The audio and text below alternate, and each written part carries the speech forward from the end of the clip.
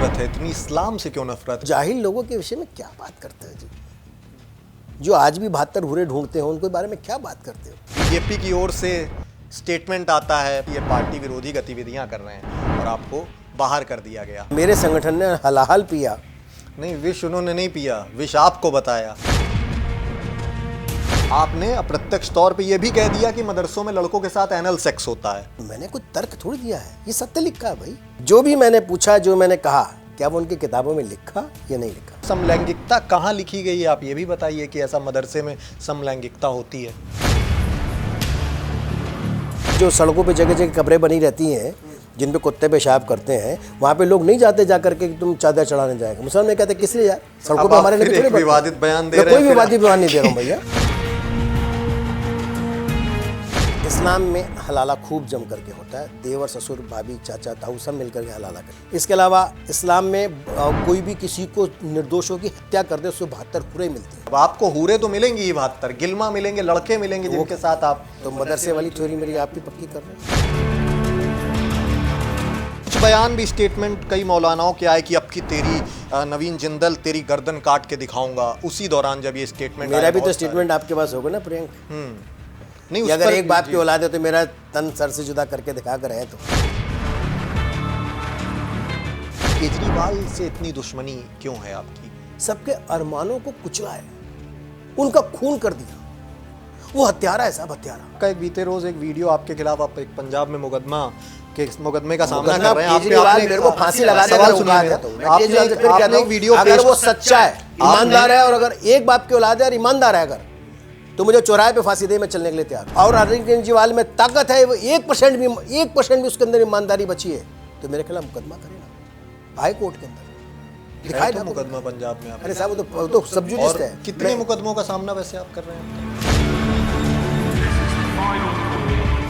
उनके शीश महल को लेकर भी आप, सबसे पहले मैंने वीडियो बनाया था, मैंने डाला था कोविड के अंदर जब लोग तरस रहे थे, तब वो स्विमिंग पूल बना रहा था 8 करोड़ रुपए का सरकारी पे खर्चे से। 1 करोड़ रुपए का कम्बोर्ड चाहिए बैठने के लिए। सिर्फ आम आदमी पार्टी के मुखिया के ही इतने लग्जरी शौक हैं या बीजेपी के लोगों में भी कुछ? सुब्रमण्यम स्वामी का एक स्टेटमेंट वायरल हुआ कि अटल बिहारी को लेकर उन्होंने इस तरह की बातें कही कि वो लड़कीबाज थे।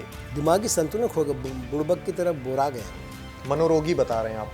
हाँ, पूरी तरह से। तेरोज एक चर्चित पत्रकार का कोट काफ़ी ज़्यादा आजकल चर्चा में है। उन्होंने वो लिखते हैं कि गांधीवादी कभी सावरकरवादी नहीं हो सकता और सावरकरवादी कभी गांधीवादी नहीं होता। कुंठित व्यक्ति हैं अजीत अंजुम, पीड़ित व्यक्ति हैं बेचारे।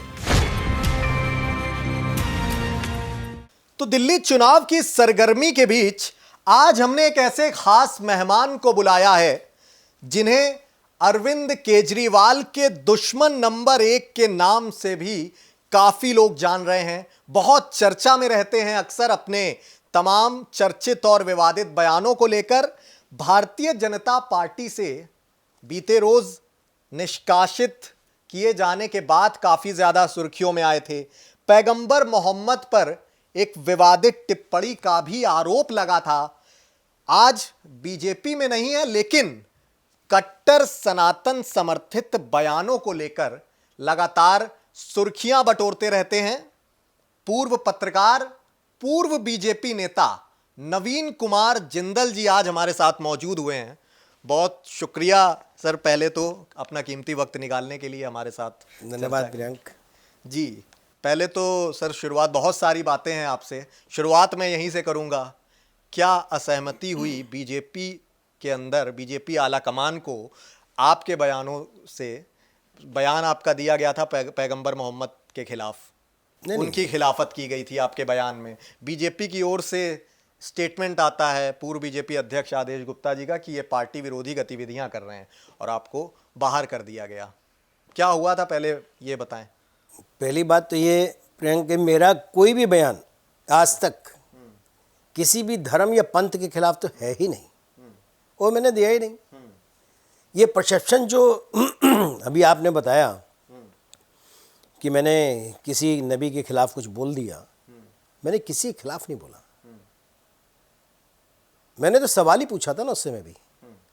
और इस लोकतंत्र में सवाल पूछने का अधिकार सबको है, और वो सवाल तब पूछा था जब इस्लामिक कट्टरपंथी या फिर आतंकवादी इस्लामिक संगठनों को चलाने वाले लोगों के प्रति अपनी संवेदना रखने वाले लोगों की जो सोच थी, वो हमारे देवी देवताओं के बारे में अनर्गल बातें कर रहे थे, आरोप लगा रहे थे, उनके बारे में अनाप शनाप सोशल मीडिया पर लिख रहे थे।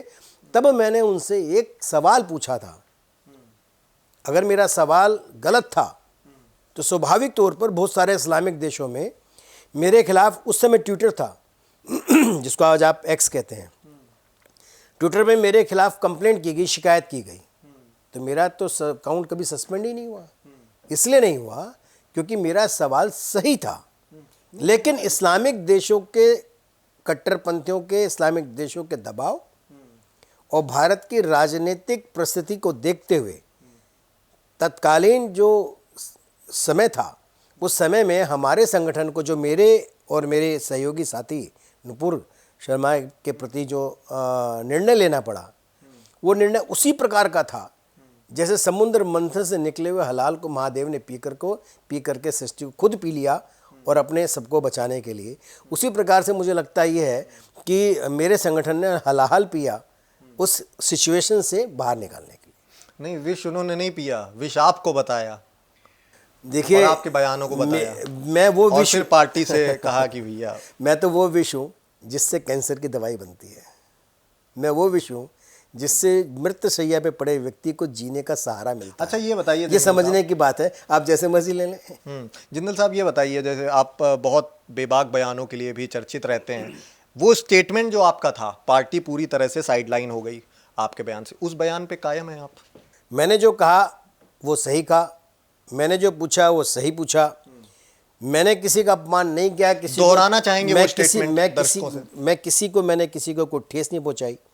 और मैंने जो पूछा था, आज भी मैंने जो पूछा था वही सवाल मक्का मदीना के जो आलिम या बड़े लोग हैं उनसे मुसलमान समाज के लोगों ने पूछा, क्या ये सत्य है कि हिंदुस्तान में इस प्रकार की बात सोशल मीडिया पे कही जा रही है कि नबी ने मैं वही बोल रहा हूँ ना कि उस समय लोगों ने उनसे पूछा, जो मैंने लिखा था वही अक्षरक्ष पूछा कि 53 वर्ष की उम्र में नबी ने क्या 6 वर्ष की बच्चे के साथ विवाह किया और 56 वर्ष की उम्र में 9 बच्चे के साथ संबंध बनाए, क्या ये सही है? तो वहाँ के खुद ट्विटर पे उन्होंने जवाब दिया है कि 100% ट्रू, ये सत्य है। अच्छा जी। तो मैंने क्या गलत पूछा भाई? तो मुझे कह देते सत्य है। और ये आपने अपने पार्टी आला कमान को कहा उस समय, आदेश गुप्ता जी के पास आप गए कि भाई ये देखिए वर्तमान, कई बार राजनीतिक स्थितियां, परिस्थितियां ऐसी होती हैं जहां पे आपको बहुत कुछ सहना पड़ता है और ये जानते हैं कि ये सही है, फिर भी जो है उसके खिलाफ आपको निर्णय लेना पड़ता है। और निर्णय ऐसा नहीं था कि हमको को देश निकाला दे दिया, संगठन के दायित्व से मुक्त किया है ना। पार्टी के लिए आप दिन रात जुझारू तरीके से काम कर रहे थे, जब आपको जरूरत पड़ी पार्टी के सपोर्ट की तो पार्टी ने सपोर्ट किया। पार्टी आपको ऐसा नहीं, ऐसा ये मत कहिए कि पार्टी ने सपोर्ट नहीं किया। कुछ बयान भी, स्टेटमेंट कई मौलानाओं के आए कि अब की तेरी नवीन जिंदल तेरी गर्दन काट के दिखाऊंगा। उसी दौरान जब ये स्टेटमेंट, मेरा भी तो स्टेटमेंट आपके पास होगा ना प्रियंक। नहीं, अगर एक बाप की औलाद है तो मेरा तन सर से जुदा करके दिखा कर है तो मैं सही सलामत बैठा हूँ। सिक्योरिटी थ्रेट है अभी, सिक्योरिटी थ्रेट काफी, मतलब सुरक्षा को लेकर देखिए, लगभग 30 वर्ष बाद अमेरिका के अंदर, आपको याद है ना मैं किसकी बात कर रहा हूँ? जिन 26/11 नहीं 26/11 तो बहुत दूर की बात है, अभी की बात बता रहा हूँ। सब जानते हैं कि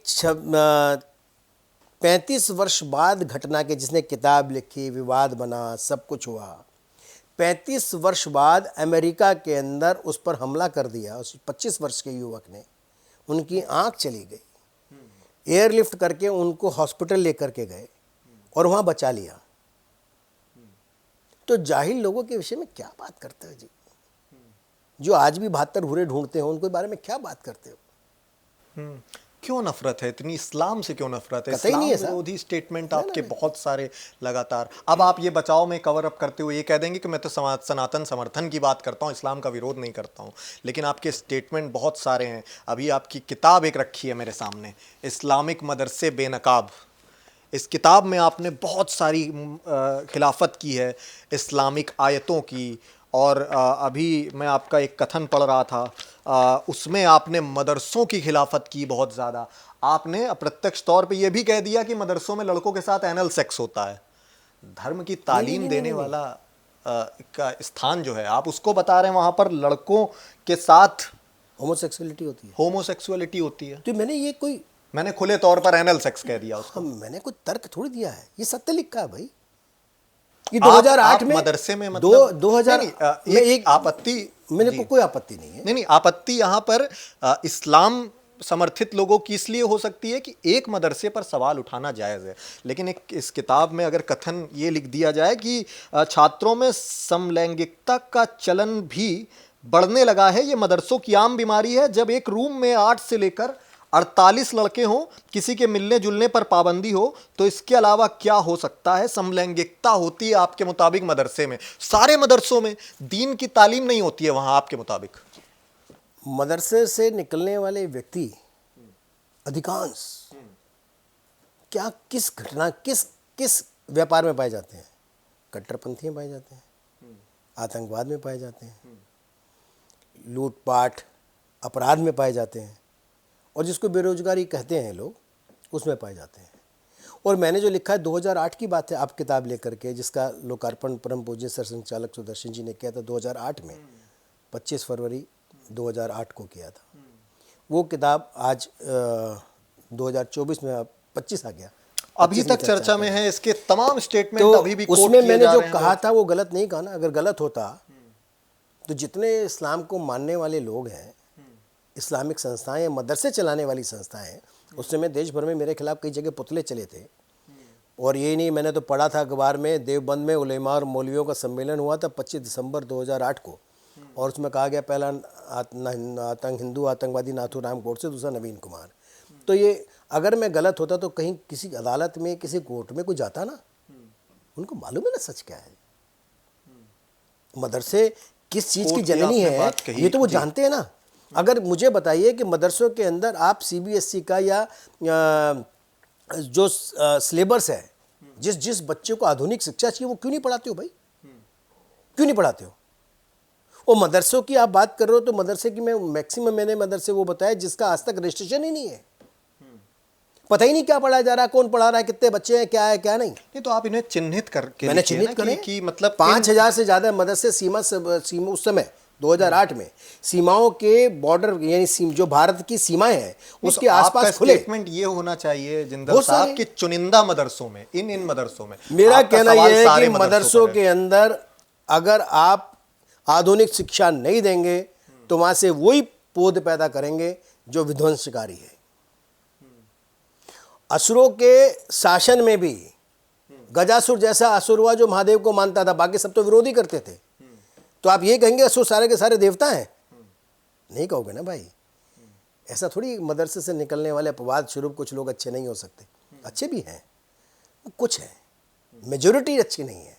तो इसलिए आप जो असुरों के, अगर जितने असुरों ने देखा सबने विध्वंस किया, गजासुर ने भगवान की भक्ति करी, तो आप उसको ये थोड़ी कह दो कि सारे असुर देवता है या अच्छे हो गए। इस तरह के स्टेटमेंट आप पास करते हैं, जाहिर सी बात है आपको जान का खतरा है। मौलाना कट्टरपंथी भड़कते हैं। क्यों भड़कते हैं जी? जब आप मैं इस देश के अंदर बहुसंख्यक देश में, हिंदुत्व का बहुसंख्यक देश था। आज हम 8 राज्यों में, 9 राज्यों में अल्पसंख्यक में आ गए। अच्छा, अगर हमसे आपत्ति होती है तो हमारे खिलाफ कोर्ट में क्यों नहीं जाते हैं भाई? अदालतें बनी है ना इस देश के अंदर, क्यों नहीं जाते आप पुलिस के पास? आप क्या करते हैं कि किसने अधिकार दिया इनको किसी की जान लेने का? कि हमने किसी की जान ली है क्या? हमें किसी पे विरोध होता है, जाते ना अदालत, जाते ना पुलिस के पास, क्या भाई ये गलत हुआ? ये कौन होते हैं किसी को मार देंगे? और क्या इनके औकात है? ये तय करेंगे कौन जिएगा कौन मरेगा। लेकिन जहां तक सनातन की प्रस्तावना, मैं ये समझता हूं कि सर्वधर्म संभाव की बात करने वाला सनातन है ना जी। आज इस तरह का स्टेटमेंट जब देता है, गलत कहाँ देता है? वो तो सत्य सनातन धर्म तो है ही है। आप सनातन को जानिए प्रियंक भाई, आप तो जानते ही हैं, क्या आप तो खुद ही सनातनी है। सनातन सबके प्रति स्नेह रखता है, मैं भी रखता हूँ। मेरा किसी से द्वेष ही नहीं है। मेरा द्वेष उनसे है जो लोगों को बरगला करके 72 हुरों के नाम पे आतंकवादी बनाते हैं। मेरा द्वेष उनसे है जो कहते हैं हलाला के नाम पे ससुर जिसकी बेटी समान बहू है वो उसके साथ रातें गुजारता है, देवर जिसके लिए भाभी माँ समान होती है उसके साथ संभोग करता है, उन सबसे मेरा द्वेष है। तो ऐसे लोगों को आप कैसे कह सकते हैं? और ये कहते हैं कि नहीं हम तो मदरसे से शिक्षा लेके आए इसलिए इसमें यही लिखा है।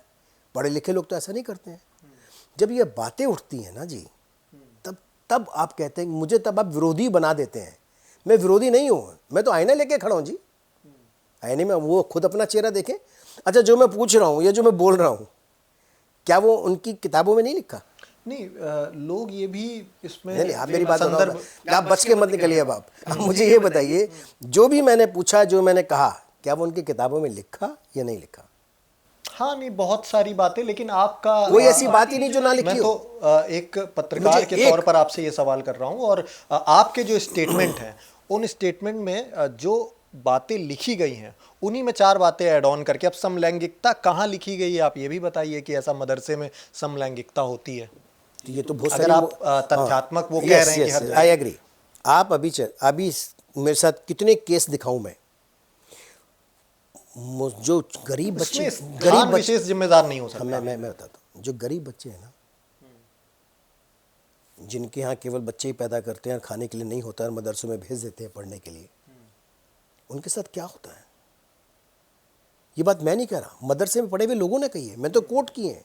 किस किसने कहा ये बात? मालिशें करवाते हैं, समलैंगिकता करते हैं। अभी भी अरब में देखिए ना साहब, किस प्रकार से छोटे छोटे बच्चों को वो बालाओं की तरह डांस कराते हैं, उनके साथ अनैतिक कार्य करते हैं, अभी भी कर रहे हैं। कौन सा करना बंद कर दिया भाई? और फिर आप कहते हो कि भाई ये गलत कह रहे हो। अगर मैं गलत कह रहा हूं तो बंद करिए, अगर वो सही है तो वो होना नहीं चाहिए। आप कहिए ना कि विरोध करते हैं, इस बात का विरोध क्यों नहीं करते लोग? इसलिए मेरा ऐसा मानना है कि मदरसों के अंदर आधुनिक शिक्षा दी जानी चाहिए। दीनी शिक्षा देनी तो अपने घर में दें, किसी को आपत्ति नहीं है ना। हम भी तो घर में रामायण का पाठ पढ़ाते हैं ना बच्चों को, वेदों का ज्ञान देना अपने घरों में देते हैं ना लोग, आप भी दीजिए। तो उसको शिक्षा के साथ क्यों जोड़ते हो आप? आप अपने मंदिरों में या मस्जिदों में उनको धर्म की पाठ पढ़ाइए, कोई आपत्ति नहीं है, ठीक है ना। बट उसको कहो कि देश ने मदरसे के अंदर पास कर लिया 5वीं, तो 5वीं पास हो गया, 12वीं कर लिया मदरसे तक तो 12वीं पास हो गया। किस आधार पे कर दिया भाई? क्या उसका पैरामीटर क्या है? ये बात समझने की है।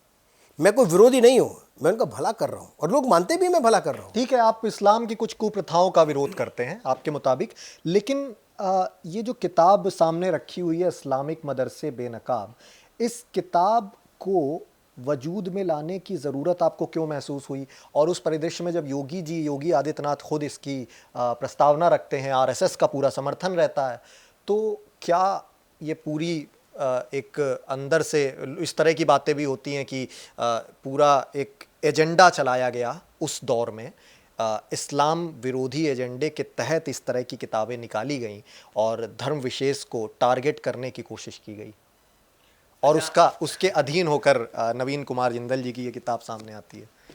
हम लिखते हैं किताब है, या हमारे साथ सहयोगी मेरे मुस्लिम साथी भी एक, ठीक है ना, को राइटर है, तो हम जो है इस्लाम विरोधी हो गए, ठीक है ना।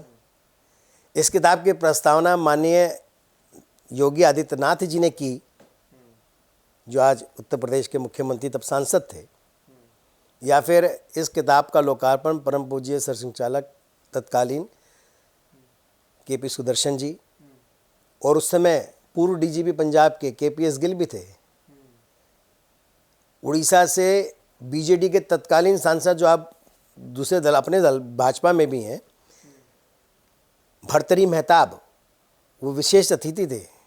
पूर्व देश के गृह राज्य मंत्री आईडी स्वामी इसमें मौजूद थे। तो आप सबके सब जो हैं एक एजेंडे की तरह थे। हम आपकी ये एजेंडे की तरह नहीं है, इसलिए मैंने ये सवाल पूछा क्योंकि एक कोट इसमें एक और ऐड ऑन करना चाहूँगा कि एक स्टेटमेंट मैंने अभी देखा आपकी ही ट्विटर प्रोफाइल पे, एक ने कमेंट किया कि नवीन जिंदल की किताब, ये आपकी किताब का नाम लिख रहे हैं इस्लामिक मदरसे बेनकाब में, इनकी किताब जो है वो संघी विचारधारा से प्रेरित है, उनका ऐसा कहना है, और इसको इस्लाम के खिलाफ फेक प्रोपोगेंडा चलाने के लिए पैसे दिए गए हैं। ये बात भाई साहब, इसको ये भी कह सकते हैं कि पैसा लेके इस प्रकार की बातें लिखते हैं, तो इस किताब से प्रेरित होकर वही लिखा उन्होंने? इस नहीं, वो जो उन्होंने ट्वीट पे किया मुझे मालूम नहीं, हाँ, जिसका उन्होंने यही लिखा है जो आप कह रहे हो, जो कि मैं फेक प्रोपेगेंडा चलाने के लिए फंडिंग की गई है। हाँ, फंडिंग कहाँ से होती है, किस लिए होती है, इस दुनिया जानती है। तो मैं ये कहूँगा कि इस किताब से प्रेरित होकर के उन्होंने मदरसों के अंदर आधुनिक शिक्षा का विचार क्यों नहीं लेके आया, उनके दिमाग में आया? उनके दिमाग में क्यों नहीं आया मदरसों में आधुनिक शिक्षा होनी चाहिए, कंपटीशन में उनके बच्चे जो हैं और अव्वल आ जाने चाहिए? ये बात क्यों नहीं आई उनके दिमाग में? गरीबी मानसिकता के लोग हैं साहब ये जो बात करते हैं, और यही लोग हैं मुट्ठी भर जो अपने आप को इस्लाम कहते हैं।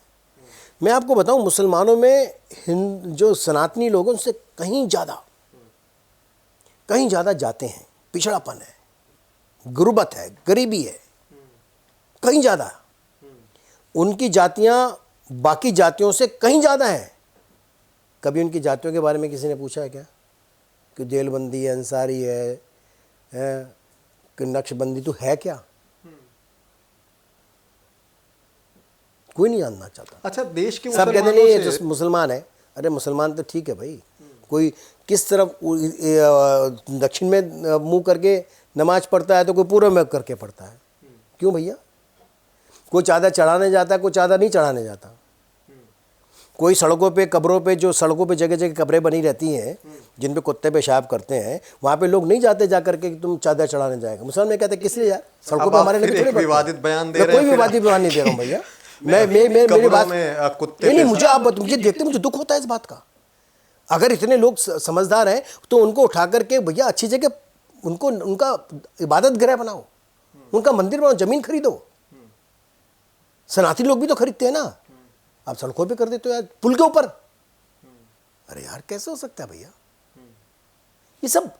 और खोदोगे तो ईंट ही निकलेगी उसके क्या अंदर। चाहते हैं देश के मुसलमानों से नवीन कुमार जिंदल? मैं चाहता हूं देश के मुसलमान मुख्य धारा में आना चाहिए, और बार बार अल्पसंख्यक किस लिए भैया? तय होना चाहिए ना। तुम 2 करोड़ से 20 करोड़ हो गए और वे भी अल्पसंख्यक, तो उससे बाहर निकलना चाहिए। आप तो हिंदू राष्ट्र और सनातनी राष्ट्र बन जाए तो इससे अवधारणा बढ़िया बात ही लगातार क्या है? का समर्थन कर रहे हैं, तो उसमें इस्लाम के रहने की जगह होगी कि आपके मुताबिक देखिए, पाकिस्तान बना हुआ है? नहीं, वो तो उनके लिए बनाई है, कोई बात नहीं। यहाँ हिंदुस्तान मैं हिंदुस्तान के अंदर, जब हम हिंदू राष्ट्र की बात करते हैं तो हिंदुत्व एक जीने की पद्धति है। मैं नहीं कहता, देश का सर्वोच्च न्यायालय भी कहता है, उसको मानना चाहिए। हमारे यहाँ पर अगर आप भगवान श्री कृष्ण को पूछते हैं और आप भगवान श्री राम को पूछते हैं, आप किसी हनुमान जी को पूछते हैं, हम सबको कहते हैं सब एक समान है। तुम कहते हैं मेरे से बड़ा कोई है ही नहीं, मेरा भगवान सबसे बड़ा है। ये कैसे हो सकता है? महादेव कण में है, हम फिर भी नहीं कहते तुम अपनी पद्धति जो मर्जी रखो। अब आप लेकिन कह रहे ये हैं नहीं इस्लाम का विरोधी नहीं, कुरान की जो सबसे बेसिक फिलॉसफी है अल्लाह अकबर, आप उसकी खिलाफत कर रहे हैं। आप कह रहे हैं कि ये गलत है, देखिए अल्लाह ही अकबर है। अरे भैया, हमारे वंशज सृष्टि के नायक से लेकर के, चाहे भगीरथी हो, तो आप ये सीधा नहीं, मैं ये चाहता हूं, आप सीधे तौर पे ये कह दीजिए कि इस्लाम गलत है आपके मुताबिक। मैं कहता हूँ पूरा इस्लाम ही गलत है आपके मुताबिक। मैं कहता हूँ इशाकू से लेकर के, भगीरथी से लेकर के, राजा दशरथ से लेकर के, राजवंशी से लेकर के, सूर्यवंशी से लेकर भगवान राम तक हमारी जो 49 पीढ़ियाँ हैं ना, उसका इतिहास हमारे पास है। आप भी तो इस्लाम में कोई खूबी तो बता दीजिए। तो वो तो उनको बताओ, उनसे पूछो। कर ये अच्छा, चलो अब यही करें। आप अगर 10 खिलाफत कर रहे हो तो एक प्रियंक भाई, मैं आपकी बात को मान गया। हम सनातनी अपने देवी देवताओं की अच्छाइयाँ बताते हैं, उन्होंने क्या क्या अच्छा काम किया, ठीक है ना? नहीं, अगर आप किसी धर्म की आप किसी धर्म की अगर सुनो ना, 4 खिलाफत बता रहे हैं तो एक अच्छाई बताना भी आपका फर्ज हो जाता है। हाँ, मैं अच्छाई बता तो रहा हूँ कि जो भी मौलाना बड़े बड़े आपके पास आते हैं, आपके सब लोग आते हैं, ठीक है ना, उनसे कहिए कि आप इस्लाम की अच्छाइयाँ बताइए, आपके नबी ने जो अच्छे काम करे बस वही गिनाइए। क्यों नहीं गिनाते हो भाई? उनके पिता ने क्या काम अच्छे करे, उनके दादा ने क्या काम अच्छे करे, उनके परदादा ने क्या काम अच्छे, उनके सरदादा ने क्या काम अच्छे, उनके बच्चों ने क्या काम अच्छे करे, जो अच्छाइयाँ हैं बस वो बताइए। हम भी तो जाने, बताएंगे तो वो लोग ना। मैं इस्लाम का ज्ञाता थोड़ी हूँ भाई, मैं तो अभी तक मैं बस वही जिंदल साहब जानना चाहता हूं, यही कहना चाहता हूं, अभी तक आपने इस्लाम में सारी कमियां ही देखी ना? मैंने कोई कमी नहीं देखी। अभी आपने 4 कमियां गिना दी। अच्छा बताओ, हलाल अच्छा है क्या? वही मैं कह रहा हूँ, वही आप मुझे बताओ ना, अच्छा है क्या? आपने वही मैं कह रहा हूँ कि आपने कई चिन्हित करके, तो आपको अभी तक कोई अच्छाई नहीं दिखी, तो इसका मतलब इस्लाम आपके जो मुताबिक मैंने पूरा खराब सुना, है। नहीं ये आप कहो जो मर्जी, लेकिन जो मैंने सुना मैं वो कहता हूं। अगर आप इस पे सहमत हैं, अगर आप मैं चार आपकी कमियां बात से गिना रहे सहमत हो हैं जाऊंगा। जिंदल साहब, आप चार कमियां गिना रहे हैं, एक भी अच्छाई नहीं अच्छा गिना ही पा रहे गिनाता हैं, तो फिर अच्छा ही सुनिए। इस्लाम में हलाला खूब जम करके होता है, देवर ससुर भाभी चाचा ताऊ सब मिलकर के हलाला करते ये अच्छा ही हैं। आप ही बता रहे हो ना, मैं सुनो दूसरी अच्छाई। वह इस्लाम में अक्सर देखते हो, अभी भी देखा है कि बाप जो है बेटी से शादी कर लेता है और माँ अपने बेटे से शादी कर लेती है, अभी करिए 15 दिन पहले 18 साल के आदमी से, पाकिस्तान में 18 साल के लड़के से। इसके अलावा इस्लाम में कोई भी किसी को निर्दोषों की हत्या कर दे उसको 72 हुरें मिलती हैं। अब ठीक है ना? तो हूरों के वो साथ अब साथ मैं इस्लाम के अच्छाई गिना रहा हूँ, सुन तो लीजिए साहब। अब आप अच्छाई नहीं गिन रहे हो। हाँ हाँ बताइए। मदरसों के अंदर चले जाइए, एक कमरे में 48 अब आपने लड़के होंगे, हूरों उसके की बात की, बाद हूरों के साथ साथ गिलमा मिलने की भी बात चर्चा मैंने में सुना है, आजकल मैंने बहुत अखबारों में कहीं देखा है, पढ़ा है कि गिलमा मिलता है। गिलमा कोई और नया सेम निकला है कि रखेल के रख लीजिए, कुछ ऐसा कुछ करेंगे। गिलमा लड़के मिलते हैं। अब आपको हूरे तो मिलेंगी ही 72, गिलमा मिलेंगे, लड़के मिलेंगे जिनके साथ आप। तो मदरसे वाली थ्योरी मेरी आप ही पक्की कर रहे हैं। मदरसे की थ्योरी, मदरसे के अंदर ये नहीं होता। आपको ये कहते हैं कि जन्नत में आपको गिलमा और हूर, मतलब जन्नत में मिलेगा तो मदरसे में क्यों नहीं मिलेगा? जन्नत की बात तो मदरसे वाले मानते हैं, ये तो आप ही ने पक्का कर दिया। आपने तो कहा कि जबरन वहां लड़कों को बहला फुसला कर तो वहाँ पे मदरसे में लाकर, आपके मुताबिक वहाँ जबरन, जब मदरसे में मैंने जबरन का, और वहाँ पे जन्नत में उनको अपनी मर्जी से मिलेगा। क्या बात है साहब, क्या खूबसूरती है इस्लाम की, वाह! ऐसा इस्लाम समझने वाले की आवश्यकता है। इसलिए मैं कहता हूँ अब इस्लाम पे चर्चा होनी चाहिए। सनातन पे तो बहुत कर ली, सिर्फ इस्लाम पे चर्चा कराइए। हम भी तो जाने इस्लाम की अच्छाइयाँ साहब, अच्छा जानना चाहिए। दो कमियां आपने गिनाई। एक नहीं है, मैं इस्लाम में क्या कमी, मैं तो बता रहा हूँ अच्छाइयाँ। तीसरी मदरसा हो गई। चौथा आपने अल्लाह अकबर की और कोई ईश्वर नहीं है। 4-5 जो आपके मुताबिक खूबियां हैं वो आपने गिनवाई। ठीक है, आपकी अवधारणा है इस्लाम को लेकर, और आपके बयानों की चर्चा केजरीवाल को लेकर जब आप स्टेटमेंट पास करते हैं तो बहुत सारे आपके बयानों की चर्चा है। केजरीवाल से इतनी दुश्मनी क्यों है आपकी? आपको दुश्मन नंबर 1, बहुत सारी हेडलाइंस मैं देख रहा था, उसमें कोट किया गया केजरीवाल के दुश्मन नंबर 1, दुश्मन नंबर 1। एक मैंने वक्तव्य ये भी सुना कि केजरीवाल अनशन पर बैठने को मजबूर हुए, धरने पर। मेरे धरना क्या मेरे खिलाफ? हाँ हाँ, आपके खिलाफ। तो क्या दुश्मनी, ये अदावत की शुरुआत कहाँ से हुई?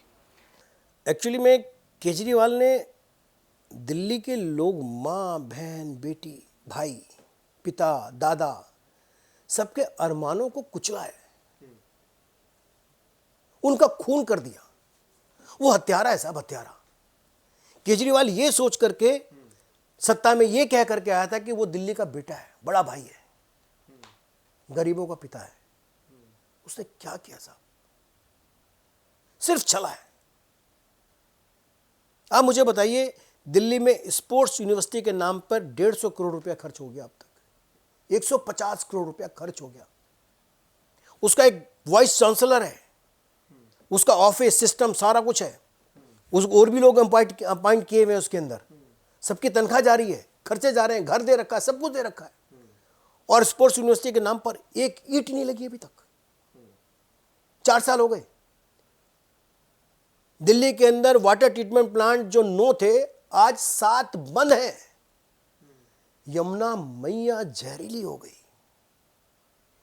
दिल्ली के स्कूल का मॉडल पूरे विश्व में बेचता है, और स्कूल ऐसे बने हैं कई, मैं 14 स्कूल के बारे में मैं कहता हूं, जहां बैठने की संख्या मान लो 1800 है, तो वहां 5400 बच्चे भर्ती हैं। कैसे बैठेंगे एक शिफ्ट में 5400 बच्चे? जिस अरविंद केजरीवाल का एजुकेशन डायरेक्टर, जिसका वीडियो मैंने डाला था, वो ये कहता है कि आप क्वेश्चन के आंसर में क्वेश्चन लिख दो, हम आपको पास कर देंगे। तो 12वीं तक जो बच्चा 15-16 साल स्कूलों में रहेगा, वो बढ़ करके क्या बनेगा? बेरोजगार, आतंकवादी, लुटेरा, रेपिस्ट, क्या बनेगा? ये इसकी तरह महाठग, और लोगों को ठगता है साहब।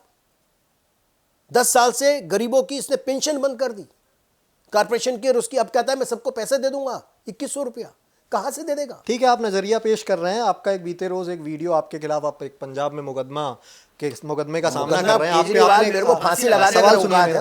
आपने एक वीडियो अगर पेश, वो सच्चा है, ईमानदार है, और अगर एक बाप की औलाद है और ईमानदार है अगर, तो मुझे चौराहे पे फांसी दे, मैं चलने के लिए तैयार हूं। आपने बीते रोज एक वीडियो डाला था, उसमें केजरीवाल के पैसे के लेन देन का मामला था। वो कह रहे थे कि भाई पैसा डायरेक्ट हम लोगों के पास नहीं आता है, इस तरह की बातें थी बहुत सारी। नहीं, इससे भी महत्वपूर्ण बात थी प्रियंक भाई, बहुत महत्वपूर्ण। मैं भूल ना हाँ, जाऊं। लेकिन मैं अपना सवाल पूरा करूं, उसके बाद आप अपना वक्तव्य रखिएगा। इसके बाद ये वीडियो जो आपका था वो कथित तौर पे फर्जी वीडियो साबित हुआ। उसके बाद पंजाब में आपके खिलाफ इसी वीडियो को लेकर मुकदमा भी हुआ। नहीं देखो, तो फर्जी वीडियो आपने वो डाला था, मैं इस तरह प्रियंक की भाई, ये केस अभी पंजाब और हरियाणा हाई कोर्ट में लंबित है। ये डॉक्टर्ड वीडियो था। नहीं, मैं कह रहा हूँ ये केस पंजाब हाई कोर्ट में लंबित है, अभी चल रहा है। जो सब जुडिस मैटर पे मैं नहीं बोलता हूँ, पहली बात। लेकिन मैं एक महत्वपूर्ण बात कहता हूँ कि दिल्ली के शेड्यूल का 6 महीने पुरानी, मैं पुरानी भी नहीं कह रहा हूँ, पिछले मात्र 6 महीने में दिल्ली के शेड्यूल का, सब जगह है ना आयोग, दिल्ली में भी SC ST आयोग, दिल्ली के अंदर दिल्ली सरकार का, उसमें करोड़ों रुपया SC ST के नाम पर केजरीवाल ने अपने रिश्तेदारों, अपने जानकर, अपने कार्यकर्ताओं को दे दिया, जो SC ST है ही नहीं, लोगों का भला बना हुआ है।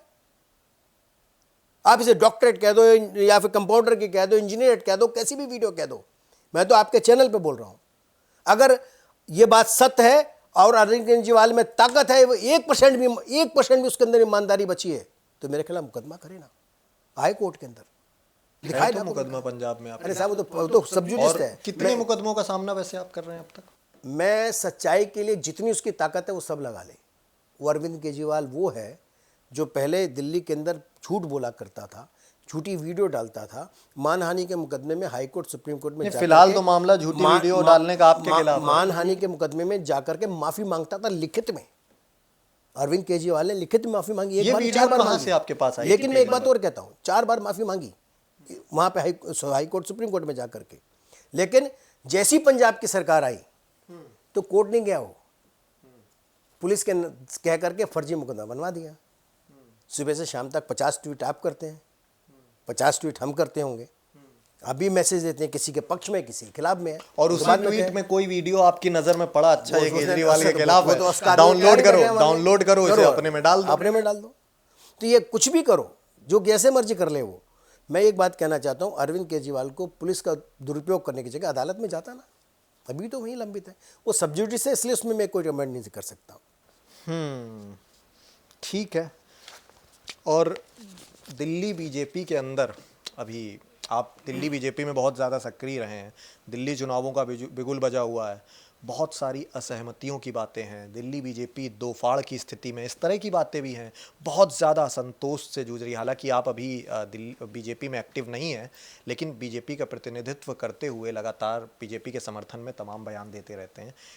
क्या स्थिति है अभी दिल्ली बीजेपी के अंदर? अपना चेहरा तक नहीं चुन पा रही है बीजेपी? देखो, वैसे इसका जवाब तो भाजपा को देना है।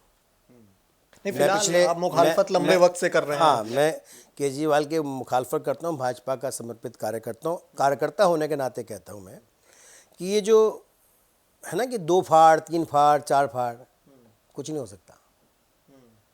दूसरे संगठनों से आज भी आने वालों की लाइन लगी रहती है भाजपा के अंदर, यहाँ से कुछ जाने वाला नजर नहीं आता, ठीक है ना। इतने सारे आने वाले हैं, इसलिए तो कोई चेहरा नहीं, ऐसा नहीं है। दूसरा आपने कहा चेहरा नहीं है। दिल्ली में 29 उम्मीदवारों की सूची आई है भाजपा की, और भी आ जाएगी। आप यकीन मानिए और खुद ही देखिए, उसमें बहुत सारे चेहरे ऐसे लगे जिसमें आप मुख्यमंत्री खोज सकते हो। ये तो वही बात हो गई जब ये कहा गया कि बीजेपी की ओर से स्टेटमेंट पिछले लोकसभा चुनावों में था कि इंडी गठबंधन में कोई चेहरा नहीं है। तो इंडी गठबंधन का स्टेटमेंट था कि सारे ही चेहरे हैं भाई, आप बताइए कौन सा चेहरा होना चाहिए। तो अब आप उसी को कोट करते हुए दिल्ली बीजेपी को लेके कह रहे हैं कि सारे ही चेहरे हैं भाई, जिसमें आप तय करिए कौन सा। इंडी गठबंधन में विभिन्न दलों के लोग थे। एक दल का आदमी पूरी सीटों पे जो इतना बहुमत उसके बराबर तो चुनाव ही नहीं लड़ा, इसलिए पूछना आवश्यक था। अगर भाजपा 70 की जगह 65 पे भी लड़े तो मुझसे पूछना क्या बरे, इसमें तो 5 आदमी दूसरे लगे, उसमें से तो कोई नहीं है। मैं निश्चित कह रहा हूं, उस समय किसी ने कहा इंडी गठबंधन ने कि भाई कांग्रेस का ही बनेगा, आरजेडी का ही बनेगा, इसका बनेगा। तुम दल का बताते। मैं आपको कहता हूं भाजपा के मुख्यमंत्री बनेगा दिल्ली में। ठीक है, तो चेहरा फिलहाल अभी नहीं बताएंगे कि कौन है। भाजपा दिल्ली बीजेपी में असंतोष की मैंने बात इसलिए करी क्योंकि पूर्व मेयर सरिता चौधरी, बहुत चर्चित नाम है दिल्ली का, बीते रोज़ अभी हालिया परसों का स्टेटमेंट उनका है, उन्होंने भाजपा नेता हैं आज़ाद सिंह, उनके पति हैं, उन पर आरोप लगाया है उत्पीड़न का, उनके पदों में जो उनके अधिकार थे उनमें दखलंदाजी का, और इसमें दिल्ली बीजेपी के कई कार्यकर्ताओं, सक्रिय कार्यकर्ताओं और नेताओं का नाम भी उन्होंने शुमार किया है। उन्होंने सीधे तौर पे ये कहा है कि दिल्ली बीजेपी में बहुत असंतोष की स्थिति है, इसलिए वो ये इस तरह की दिल्ली बीजेपी की गतिविधियां ही हार की जिम्मेदार हैं। पारिवारिक विषय पे सार्वजनिक मंच पर नहीं बोलना चाहिए। मेरा दोनों पति पत्नी उनके पारिवारिक विषय पे मेरा अब तो वो बोलना ये भी चाहिए। कह रहे हैं कि मेरे अधिकारों को दिल्ली बीजेपी हनन कर रही है अधिकारों का। मैंने कहा ना सामान्य भावना, लेकिन पारिवारिक पति पत्नी के मामले में मैं कोई कमेंट्स नहीं करूँगा। अगर कोई बाकी विषय में कोई विशेष होता तो बात थी, पारिवारिक विषय में परिवार के लोगों को बैठ करके सुलझाना चाहिए।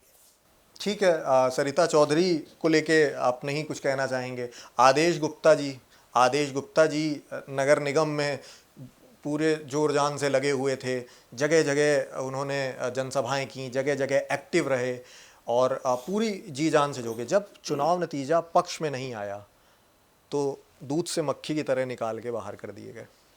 हमारे यहाँ पर ना एक बार नहीं, आज कहीं नहीं है आदेश। हाँ, मैं नहीं, वो ऐसा नहीं है कि वो साइलेंट है, वो अलग अलग बात है, व्यक्ति की बात है, व्यक्ति की बात नहीं कर रहा मैं। भाजपा में एक ऐसा संगठन है जिसमें हर व्यक्ति ये सोचता है, किसी को पता ही नहीं होता कि कल कौन अध्यक्ष बन जाएगा, कौन राष्ट्रीय अध्यक्ष बन जाएगा, कौन मंत्री बन जाएगा, मुख्यमंत्री बन जाएगा, प्रधानमंत्री बन जाएगा। और कब कौन दूध से मक्खी निकाल कर बहुत बाहर सारे हो जाएगा राज्यों में आपकी तरह। नहीं, हम निकले। देखो, स्थिति परिस्थिति में मत जाइए।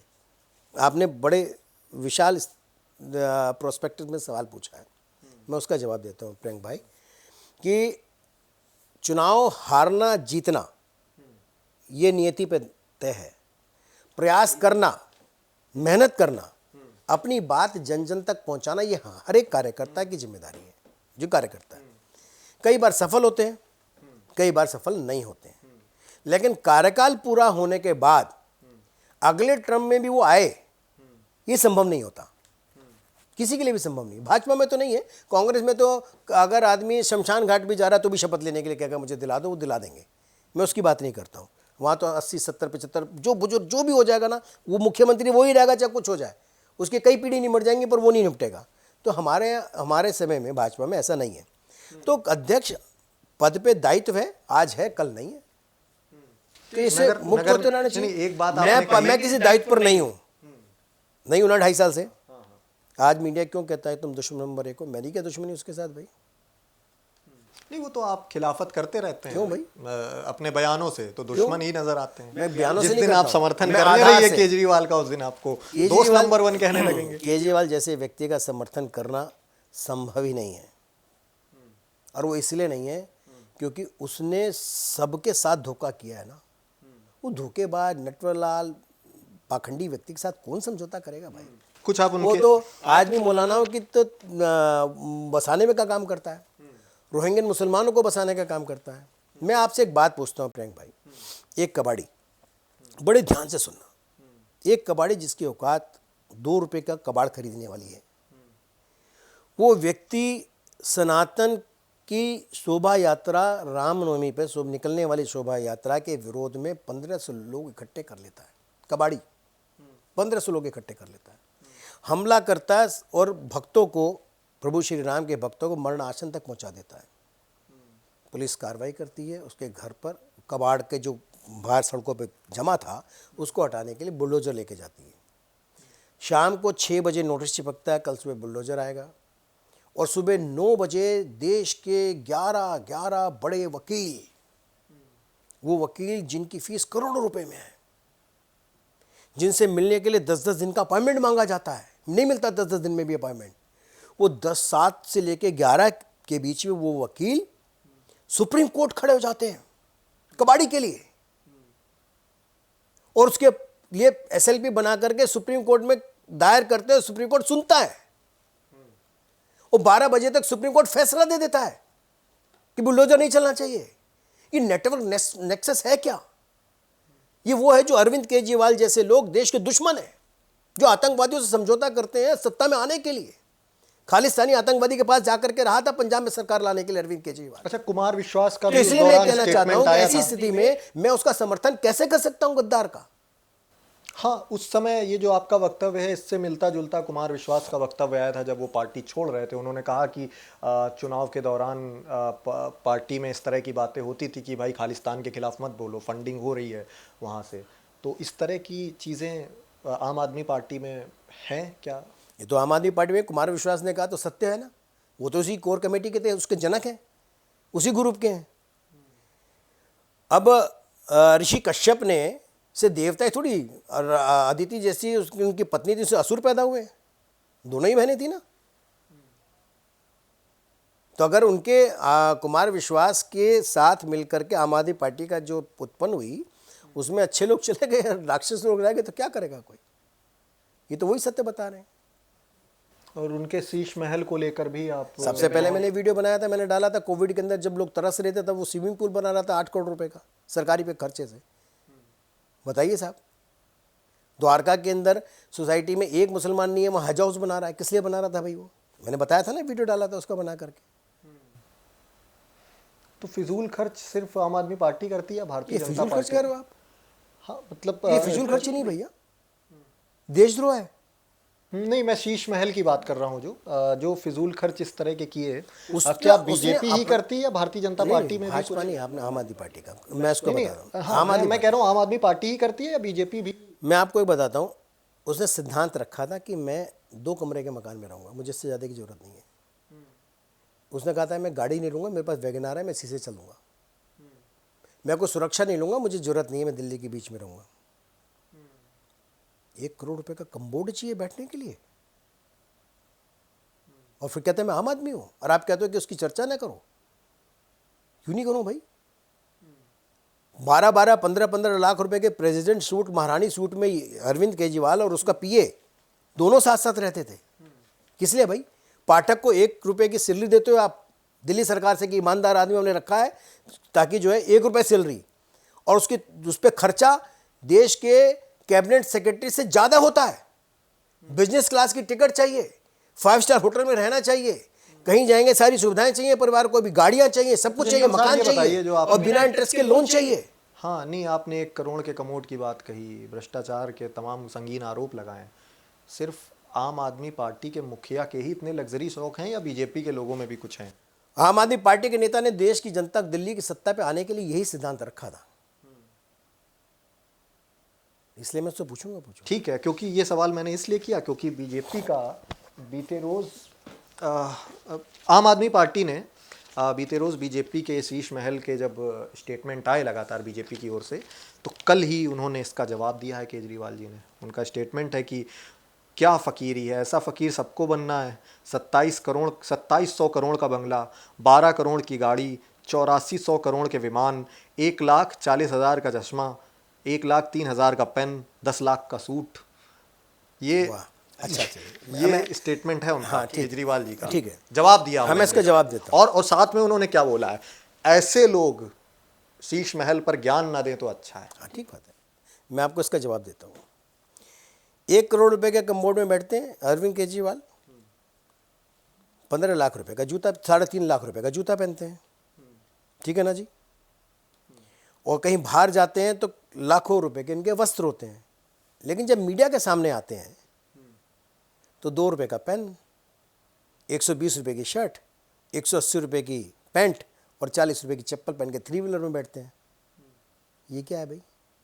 जैसे हो वैसे ही रहो ना। फिर रात को रुकते हो महारानी सूट में, प्रेसिडेंट सूट में, और मीडिया के सामने निकल करके आते हो आप जा करके 3 व्हीलर में बैठने के लिए गरीब बन करके, शर्ट बाहर निकाल लोगे।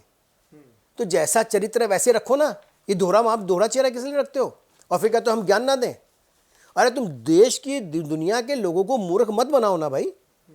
कहो ना कि मैं करोड़ों रुपए का रखता हूं, मैं जो है 15 लाख रुपए का पेन लगाता हूं। मैं कहो ना मैं 1 करोड़ रुपए के कम्बोर्ड के नीचे मेरे को पोटी नहीं आती है। क्यों नहीं कहता है जा करके कि मेरे को 25 लाख रुपए के थाली में आएगा खाना तभी खाऊंगा, मैं 18 करोड़ रुपए के बेड पे सोऊंगा, चांदी के बने हुए बेड पर। क्यों नहीं कहता ये कि मुझे चांदी के गिलास ही चाहिए पानी पीने के लिए, भाई दूसरा चाहिए नहीं। मेरे को झूमर मेरे को किस प्रकार का चाहिए, मेरे कर्टन किस प्रकार के करोड़ों रुपए के होने चाहिए, क्यों नहीं कहता? किसने मना किया है?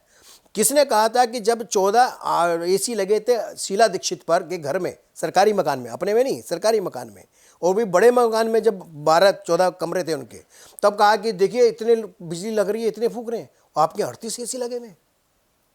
टॉयलेट भी बिना एसी के नहीं कर सकते हैं भैया, पोटी भी करने के लिए एसी चाहिए आपको, और उसके बाद कहते हो कि दूसरे पे ज्ञान ना दो। ये कैसी क्या क्या क्या चरित्र है इस व्यक्ति का? इसलिए मुझे कहना पड़ता है ये दोगला चरित्रहीन व्यक्ति, इस पर तो बात ही नहीं करनी चाहिए साहब। अफसरों को ये मारता है, महिलाओं को ला करके ये पीटता है, अपने कार्यकर्ताओं को ये पीटता है। सामने कोहली के बारे में सब जानते हैं, इसमें उसकी माता लगातार कहती रही कि इसने उसके साथ उसका मतलब रेप मर्डर कर दिया, सबने उस पर आरोप लगाए, ठीक है ना जी। 50 आरोप है, आरोप इसलिए कि जांच नहीं करने देगा। जब आपके ऊपर आरोप लगे तो आप कहें कोर्ट में मामला तो है, मेरा तो कोर्ट में गया, और उसका जब तो उधर कोर्ट में नहीं गया। मैं अरे भाई मैं चलो उसकी बात मान ले, तो चलो आप ये कह लो कि मेरे आरोप लगे तो आपने मेरे खिलाफ मुकदमा कर दिया, मैंने कहा मैं कोर्ट में हूँ। अरविंद केजरीवाल ने लोगों के, गरीबों के पैसे को लूट लिया, करोड़ों रुपए खर्च कर लिए अपने रहन सहन के, तो आप आलीशान उसमें जिम बनाया, 10-10 तो करोड़ आप रुपए यूं किराया ही दे रहा था बखान उसका। ही करेंगे 10 या लाख मुकदमा रुपए- आप करने की तैयारी 10 में लाख है? रुपए उसका बेटा किराया लेता है। मैं मुकदमा क्या करूं मुझे बताएं, मैं तो जनता की अदालत में खड़ा हूं ना, बोल ही रहा हूं। मैं तो आपके पास आया हूं, आपके माध्यम से लोगों को बताने के लिए आया हूं कि 10 लाख रुपए तो जिम का किराया लेता है बेटा, बताइए। और कहता है, और खुद ही ले रहा है कंपनी बना करके। ऐसे आदमी के बारे में आप कहो कि ये कह के हमें ज्ञान मत दो। अरे ज्ञान तुम्हें देगा कौन? तुमने तो अंधकार का चश्मा पहन रखा अपने चेहरे के ऊपर। क्या है स्थिति अभी दिल्ली बीजेपी, दिल्ली में विधानसभा चुनावों में आम आदमी पार्टी की? दोहरा रहे हैं इस बात को? मुझे तो लगता नहीं कि आम आदमी पार्टी दोबारा से आएगी दिल्ली में। दिल्ली की जनता जान चुकी है, इसके कितने भ्रम में जाएगी। वो योजनाएं बहुत सारी अलग अलग ला रहे हैं अभी, और हाँ, भ्रम करने के लिए लेके आ रहे हैं ना। पुजारी ग्रंथी योजना लेके आए, तो उसको लेकर एक स्टेटमेंट ज़रूर पढ़ना चाहूँगा। आचार्य ब्रजेश शर्मा हैं, ये सनातन ब्राह्मण स्वाभिमान सभा के राष्ट्रीय अध्यक्ष हैं। इनका बीते रोज़ बयान बहुत ज़्यादा वायरल हुआ कि आज ब्राह्मण अत्यंत दयनीय आर्थिक स्थिति से गुजर रहा है। पुजारी ग्रंथी योजना जैसे कार्य बहुत पहले हो जाने चाहिए। केजरीवाल की ये पहल बहुत ही सराहनीय है, हम इस योजना का हृदय से स्वागत कर रहे हैं। सनातन ये जो ब्राह्मण हैं वो समर्थन कर रहे हैं केजरीवाल का खुले तौर पे। और ब्राह्मण समुदाय जो है बीजेपी का कोर वोटर है, अगर वहां सेंधमारी की तो एक बड़ी हर एक दल में हर जातियों को लेकर के विभिन्न प्रकोष्ठ हैं। भाजपा में भी, कांग्रेस में भी, आरजेडी सभी दलों में सबने बना रखे हैं जो उन क्षेत्रों में काम करते हैं। तो केजरीवाल के समर्थक संगठन का भी एक प्रकोष्ठ होगा जिसने ये बात करी है। लेकिन कोविड में मौलाना और मौलवियों को ये योजना क्या मतलब मैं बता रहा हूं, छलावा। सफल नहीं है? कोविड पुजारी में ग्रंथि योजना कुछ सफल नहीं नहीं। साहब, 18,000 रुपए ब्राह्मण वोट बैंक में सीधे सेंधमारी का काम है। कैसे दे देगा मुझे 18,000 रुपये? पंजाब में क्या क्या आया था, 1,000 रुपये दूंगा मैं महिलाओं को जीतने के कुछ देर बाद। आज तक मिला क्या किसी एक महिला को? पंजाब में किसी एक महिला को मिला क्या 1,000 रुपया? नहीं मिला ना साहब। दिल्ली के अंदर मौलाना और मौलवियों को तो तनख्वाह देता है ये। लेकिन कोविड में सब लोग कहते रहे मंदिरों के अंदर लोग जाना मना था, सबने मना किया कि मंदिरों में नहीं जाना चाहिए, नहीं जा सकते, कोविड है। और उसके बावजूद भी इन्होंने मंदिरों में कोई एक नया पैसा नहीं दिया पुजारियों को। तो पुजारी जिस समय पीड़ा में थे, कष्ट में थे, तब आपने सुनी नहीं। अब आप कहते हो कि मैं तो पुजारी और ग्रंथियों को दूंगा, वो इसके लिए भूखे बैठे हैं क्या?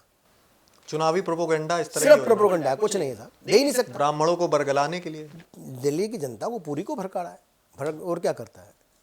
बरगलाने के अलावा दूसरा काम थोड़ी है। एक मुद्दा और बहुत ज़्यादा अभी बीते रोज़ वायरल हुआ कि आम आदमी पार्टी की ओर से ये आरोप लगाया गया कि बीजेपी ने चुनावी सर्वे के बहाने 7,000 वोटर्स से छेड़खानी करी है, और पूर्वांचली वोटर्स को, आम आदमी पार्टी के लगातार आरोप पिछले 2 दिन से आ रहे हैं कि पूर्वांचली वोटर्स को टारगेट करने की कोशिश है, उनके वोट में छेड़खानी की गई है, और मुख्य तौर पे वो पूर्वांचली वोटर्स से ही छेड़खानी। और 7,000, उनका तो ये कहना है कि 7,000 वोटर्स जो हैं वो एड ऑन कर दिए गए हैं।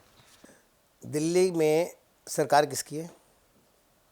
आम आदमी पार्टी। दिल्ली का चुनाव इलेक्शन कमीशन किसके अंडर में है? आम आदमी पार्टी के ना।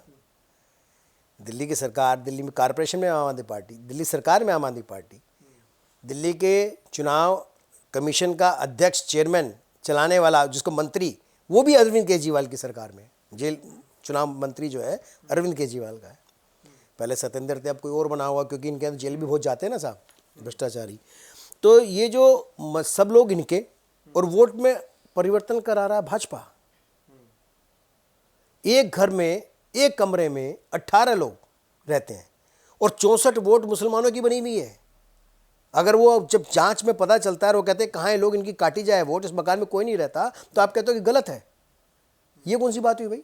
रोहिंग्यन मुसलमान, मैंने जैसे कहा था ना कबाड़, अंसारी कबाड़ी की बात, ये रोहिंग्यन मुसलमानों को और दूसरे लोगों को यहाँ पर डबल वोट बना के रख करके अपना वोट बैंक बढ़ाने के, सत्ता में आने के इन किन प्राकिरण इस प्रकार के हथकंडे अपनाता है, और कुछ भी नहीं है। सघन जांच होनी चाहिए। और मैं कहता हूं कि बांग्लादेशी बसाए गए और उनको बसा रखे हैं भाई, फैक्ट है।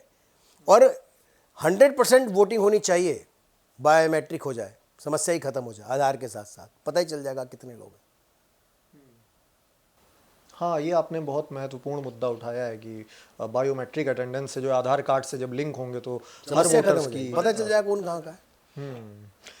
तमाम मुद्दों पर आप बेबाकी से बात कर रहे हैं। एक बहुत महत्वपूर्ण मुद्दा है, कई लोगों ने मुझे इस इंटरव्यू के पहले लिखा कि जिस तरह बेबाकी से जिंदल साहब बात करते हैं तो इस मुद्दे पर ज़रूर पूछिएगा क्योंकि बहुत ज़्यादा चर्चा में है। उस मुद्दे पर आने से पहले मनमोहन सिंह बीते रोज़ दिवंगत हुए, उसको लेकर आप कुछ कहना चाहें? प्रभु दिवंगत आत्मा को शांति। उनकी कार्यशैली को कैसे देखते थे आप? जाने वाले की कार्यशैली पर चर्चा नहीं करता मैं। ठीक है। ये सवाल मैंने इसलिए किया क्योंकि बीते रोज़ सुब्रमण्यम स्वामी आजकल बहुत अलग अलग तीक्ष्ण स्टेटमेंट्स दे रहे हैं, बहुत चर्चा में हैं, अलग अलग रिएक्शंस उनको लेकर आ रहे हैं, बहुत सारी विचारधाराएं उनको लेकर। उन्होंने बीते रोज़, अभी 2 दिन पहले उनका एक बयान चर्चा में आया कि जो उन्होंने कहा कि सोनिया गांधी प्रधानमंत्री बनने की कगार पर थीं, लेकिन मैंने लोगों को आगाह किया कि वो इटली की हैं और हमारा संविधान ये इजाज़त नहीं देता है कि कोई बाहरी बन पाए यहाँ पर प्रधानमंत्री। तब मजबूरन सोनिया की जगह मनमोहन सिंह को प्रधानमंत्री बनाया गया। इस तरह की बातें हुई मनमोहन सिंह जो को लेकर कि मजबूरी में बनाए गए, और साथ ही इसके साथ साथ उनके कई स्टेटमेंट इस तरह की, ये तो हो गई चलो कांग्रेस की बात कि उनकी राजनीतिक विचारधारा आड़े आ सकती है, लेकिन आजकल वो अभी उनका एक स्टेटमेंट वायरल हुआ कि अटल बिहारी को लेकर उन्होंने इस तरह की बातें कहीं कि वो लड़कीबाज थे, इस तरह के शब्द प्रयोग किए। कौन सी मानसिकता हावी हो गई है सुब्रमण्यम स्वामी के ऊपर? सुब्रमण्यम स्वामी के अगर कोई यार दोस्त है ना, शुभचिंतक है, तो अच्छे किसी बढ़िया मनोचिकित्सक को उनको दिखाए। दिमागी संतुलन खो गया, बुड़बक की तरह बोरा गए वो। मनोरोगी बता रहे हैं आप उनको? हाँ, पूरी तरह से। सुब्रमण्यम स्वामी की महत्वाकांक्षा इतनी अधिक प्रबल है, ऐसी उसको, वो अगर इतने वाकई में ज्ञानी व्यक्ति हैं, पर समझना चाहिए। एक बार नारद मुनि को भी भ्रम हो गया था कि विश्व में सबसे सुंदर है, अच्छा चेहरा लेकर के पहुंच गए थे शिव विवाह करने के लिए, सबने सुना होगा, सब जानते हैं, ग्रंथों में है। बंदर निकले वहां पे, पता चला तो इसलिए ये जो सुब्रमण्यम स्वामी नाम का व्यक्ति है, इसको सही किसी मानसिक रोगी को दिखा करके इसका इलाज कराना चाहिए। मुझे लगता है कि इनकी कुछ संतुलन बिगड़ गया, मानसिक संतुलन पूरी तरह से बिगड़ गया है, और इसीलिए अनर्गल बकवास करते हैं। अब इनको लगता है कैसे ये अपने आप को चर्चा में रखें, तो इस प्रकार की बातें करने लगे। और दूसरी बात, जहाँ तक आपने कहा कि सोनिया गांधी को प्रधानमंत्री बनाने से इन्होंने रोका, सोनिया गांधी को उसके कर्मों ने रोका भाई। अच्छा, कल को ये कहेंगे, यही कहते थे ना राजीव गांधी इनका दोस्त है, कहते थे नहीं कहते थे?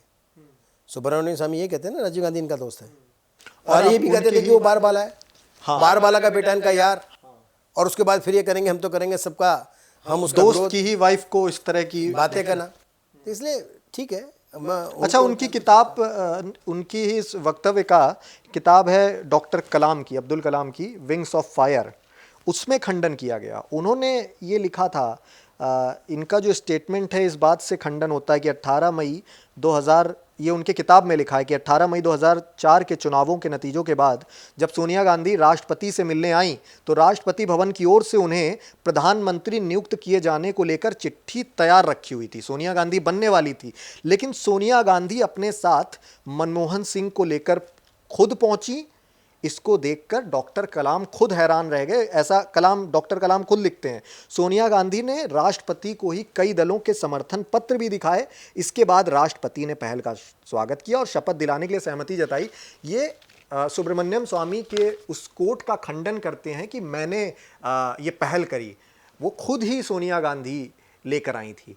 खैर ये पुराना विषय है, लेकिन अभी इस तरह के आप स्टेटमेंट अगर देते हो, अटल बिहारी वाजपेयी के खिलाफ देते हो, प्रधानमंत्री मोदी जी को लेकर इन्होंने बीते रोज़ अभी लिखा, सुब्रमण्यम स्वामी ने, इनका स्टेटमेंट है बीते रोज़ की, एक पिक अटैच करते हैं, उसमें वो किसी को मोदी जी गिफ्ट देते हुए नजर आते हैं, तो इन्होंने लिखा Modi ji seen gifting $20,000 diamond ring to Jill Biden.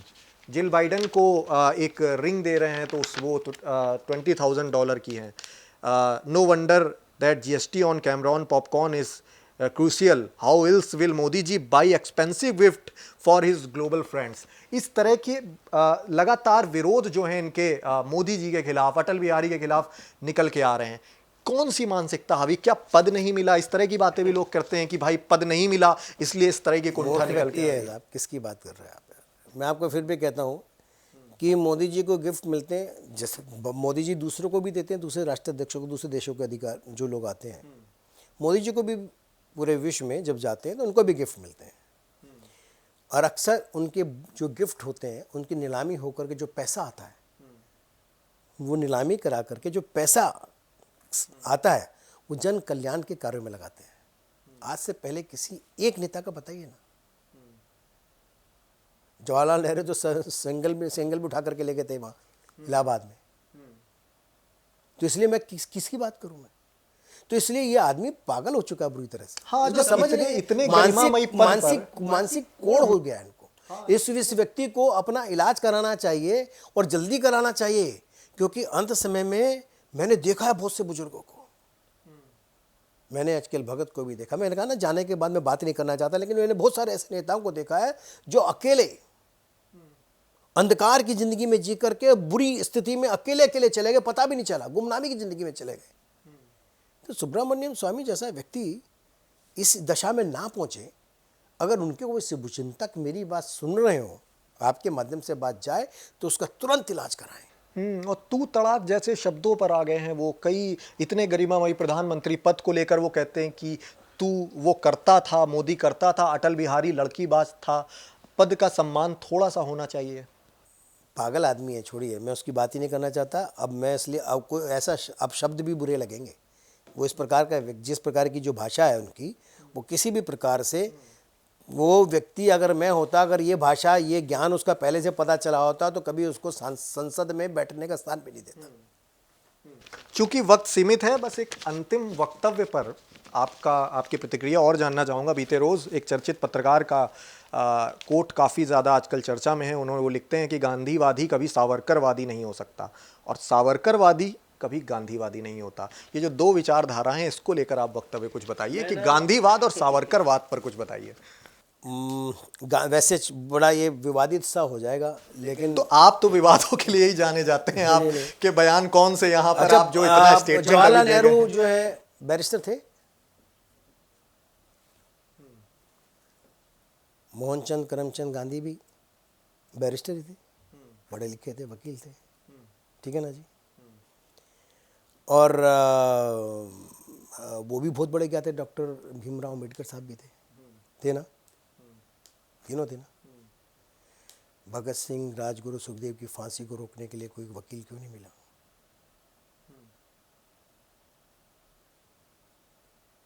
कोई वकील क्यों नहीं मिला? सावरकर जैसे व्यक्ति को एक नहीं 2 बार फांसी दे दी गई, 2 बार फांसी सुनाई गई। आप कभी सेलुलर जेल गए? मैं गया हूं, मैंने देखा है उनका कमरा, काल कोठरी को, काले पानी की सजा को देखा है। कैसे अत्याचारी आज देश आज़ाद हिंद लोग के लोगों को, स्वतंत्रता सेनानियों को किस प्रकार से फांसी देते थे चोर खड़े करके उसी जगह पर, और वो देख भी नहीं पाते थे क्योंकि उस जेल के अंदर काल कोठरी में उनको केवल उनको चीखें सुनाई देती थी। सही कह रहे हो आप, सावरकर जैसा कोई नहीं हो सकता। सावरकर जैसा कोई नहीं हो सकता, ये अलग बात है, गांधी जी की विशेषताएं दूसरे विषय में अच्छी हो सकती हैं, बहुत सारी हैं। अहिंसावादी थे, साफ सफाई सच्चाई सफाई की बात करते थे, लेकिन वीर सावरकर जैसे व्यक्ति से उसकी तुलना आप ये कहो कि ये जो तुलना कर रहे हैं, क्या ये तुलना किसने करी है? ये अजीत अंजुम जी पत्रकार हैं। अच्छा, ओके जी। और अब आपने चूंकि इतनी गंभीर बात कही है तो मैं इसलिए कहना चाहता हूं, वक्त आपका और मैं छोटी सी बात वक्तव्य पर भी आप मैं चाहूंगा एक विश्लेषण दें कि उन्होंने कहा है कि गांधीवादी कभी सावरकरवादी नहीं हो सकता। गांधीवादी की परिभाषा क्या है? सावरकरवादी कभी गांधीवादी गांधीवादी की परिभाषा क्या है? अब ये तो उन्होंने अपने एक विश्लेषण होगा खुद का उनका। कुछ भी कह देना, वो गांधीवादी की परिभाषा बताइए ना मुझे, और सावरकरवादी की परिभाषा बताइए। देश की माटी के लिए मर मिटना हर किसी के बस की नहीं है। एक एक खून का कतरा इस देश की माटी के लिए, विचारधारा कैसे एक अलग वो सोचता व्यक्ति है ना, मैं उसकी मानसिकता पे नहीं जाता हूं। कुंठित व्यक्ति हैं अजीत अंजुम, पीड़ित व्यक्ति हैं बेचारे। हमारे समय में हम पत्रकार रहे हैं, हम जानते हैं एक दूसरे को बहुत अच्छे से जानते हैं, लेकिन किस बात के पीड़ित हैं ये भी बता दें। उनके अंदर कुंठा बहुत बड़ी है ना साहब। एक कांग्रेस के समय में कुछ पत्रकारों को एक रेड कारपेट टाइप मिला करता था, सरकारी खर्चे पे विदेश जाया करते थे प्रधानमंत्री उनके साथ, 5 स्टार होटल, गाड़ियाँ, घोड़े, लेविश खाना पीना सब मिला करता था, बड़े बड़े गिफ्ट जाया करते थे। ये बंद हो गए सबके। अच्छा, इसलिए इस तरह के स्टेटमेंट तो कुंठा तो होगी। एक नैरेटिव चलाते थे, नेगेटिव नैरेटिव, केवल जो है भाजपा या संघ के खिलाफ चला करके वो कहते थे कि हम ही सबसे बड़े सेकुलर हैं। तो इसलिए पीड़ा कुंठिता उनके बीच में है। लेकिन मैं फिर भी कहता हूँ कि वीर सावरकर जैसा कोई हो तो बिरला ही होगा।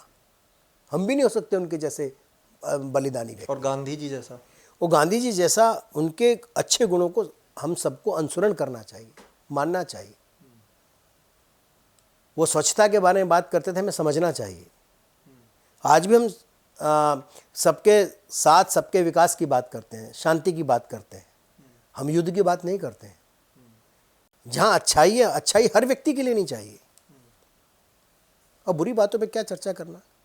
केजरीवाल पे चर्चा करो बेकार, अखिलेश यादव पे चर्चा करो बेकार, राहुल गांधी पे चर्चा करो बेकार, ममता बनर्जी पे चर्चा करो बेकार। बुरी बातें, बुरे लोगों के बारे में चर्चा करनी ही नहीं चाहिए साहब। अच्छी बातें अच्छे लोगों पे चर्चा करें। चलिए, तमाम तथ्यों पर आपने एज ऑलवेज एकदम ज्वलंत और बेबाकी के साथ अपनी राय रखी। हमारी आशाएं और शुभकामनाएं यही हैं कि आप अपनी पहल, अपने इनिशिएटिव के जरिए यूं ही समाज हित में, सनातन हित में काम करते रहें। मैं प्रियंक वाजपेयी हूं आपके साथ। शुक्रिया, नमस्कार। वीके न्यूज, राष्ट्र के नाम।